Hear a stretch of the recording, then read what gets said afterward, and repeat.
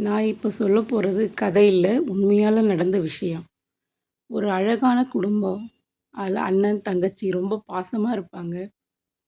அவள் தங்கச்சிக்கு கல்யாணமாகி 2வது குழந்தையே இப்போ பிறக்க போகுது. டெலிவரிக்காக அவள் அம்மா வீட்டுக்கு வந்திருந்தா.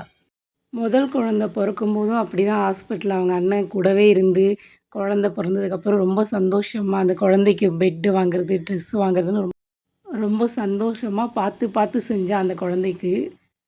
இப்போ அந்த குழந்தைக்கு 3 வயசு ஆகப்போகுது. இப்போ 2வது டெலிவரிக்கு அவள் வீட்டுக்கு வந்திருக்கா.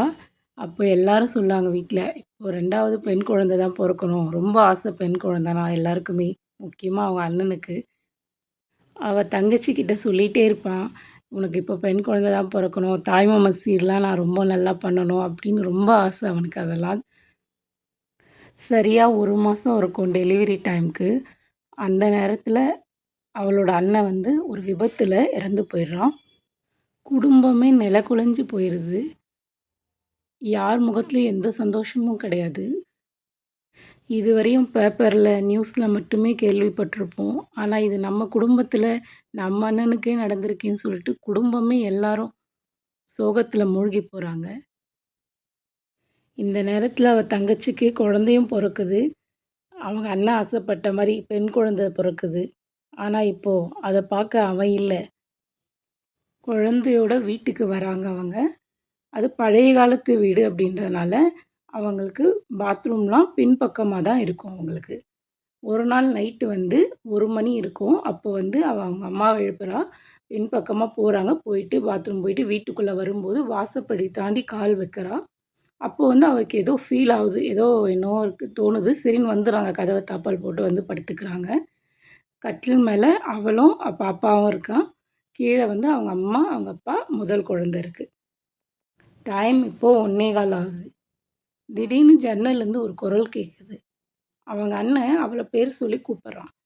அவளுக்கு ஷாக் ஆகிடுச்சு. என்னடா நம்ம அண்ணன் இங்கே வந்து நிற்கிறானே சொல்லிட்டு எல்லாமே சந்தோஷம் எல்லாமே அவளுக்குள்ளே ஓடிட்டுருக்கு. அவங்க அண்ணனை வாடா அப்படி சொல்லி கூப்பிட்றா.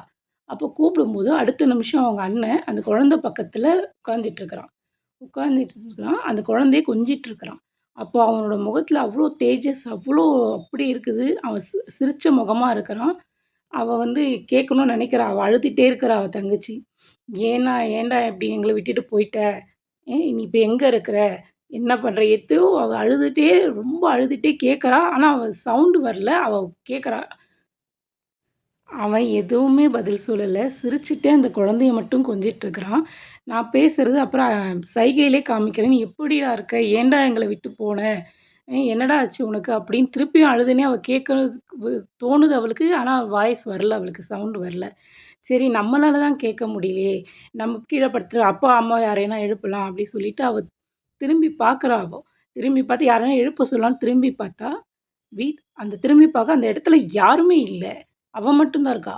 அவளுக்கு ஒரு நிமிஷம் ரொம்ப பயமாயிடுச்சு. சரின்னு திரும்பி இந்த பக்கம் பார்க்குறா. அங்க அவங்க அண்ணனும் இல்ல. அவ கத்துறா, "எங்கடா போன நீ? அண்ணா எங்க நீ போன?" அப்படி சொல்லிட்டு அவ பயங்கரமா அழுதுட்டு கத்திட்டு இருக்கும்போது, அவள யாரோ 2, 3 பேர் எழுப்புற மாரி அவளுக்கு தோணுது. திடீர்னு கண் விழிச்சு பார்த்தா, அவங்க அம்மாவும், அவங்க அப்பாவும் எழுப்புறாங்க. "ஏன் கத்துற? என்ன ஆச்சுன்னு?" கேட்குறாங்க. டைம் பார்க்குறா. டைம் பார்த்தா 3 மணின்னு காமிக்குது. அப்போ நம்ம இவ்வளோ நேரம் கனவு தான் கண்டிருக்கோமா அப்படின்னு அவ நினச்சு பார்க்குறா. ஆனா அப்புறம் முடிவு பண்றா. இல்ல நம்ம கனவு காணல. நம்ம அண்ணன் நம்ம குழந்தைய வந்து பார்த்துட்டு போனது உண்மை. நம்ம குழந்தைக்கு தாய்மாமனோட ஆசீர்வாதம் கிடைச்சிருக்கு. அப்படின்னு அவளே அவள ஆசுவாசப்படுத்திக்கிறா. இது நம்ம குழந்தை வளர்ந்ததுக்கப்புறம் இத நம்ம குழந்தைகிட்ட சொல்லணும்.